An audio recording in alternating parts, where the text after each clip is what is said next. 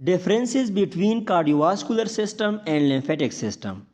Cardiovascular system blood vessels का एक system है जो कि ब्लड को कैरी करती हैं, जबकि लिम्फेटिक सिस्टम लिम्फेटिक वेसल्स का एक नेटवर्क है जो कि लिम्फ को कैरी करती है। दूसरा डिफरेंस ये है कि कार्डियोवास्कुलर सिस्टम में एक पंपिंग मशीन होता है जिसे हार्ट कहा जाता है, जो कि ब्लड को ब्लड वेसल्स में पंप करता है और ये फिर ब्लड वेसल्स पूरे बॉडी टिश्यू की तरफ लेके जाते हैं।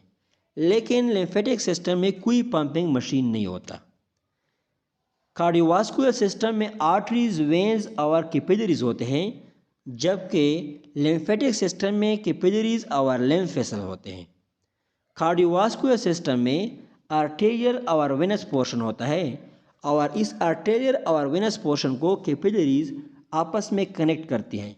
लेकिन लिम्फेटिक सिस्टम में कोई आर्टरीज और वेन का सिस्टम नहीं होता।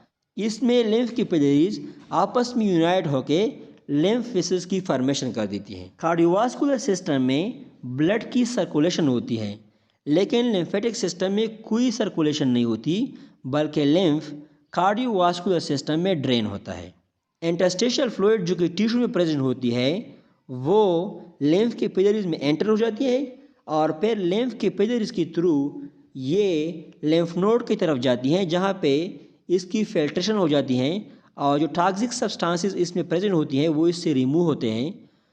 तो फिर लिम्फ नोड के बाद ये जो लिम्फ है वो फिर कार्डियोवास्कुलर सिस्टम में ड्रेन करता है। छठा डिफरेंस ये है कि कार्डियोवास्कुलर सिस्टम में ब्लड रैपिडली फ्लो करता है, जबकि लिम्फेटिक सिस्टम में लिम्फ स्लोली फ्लो करता है।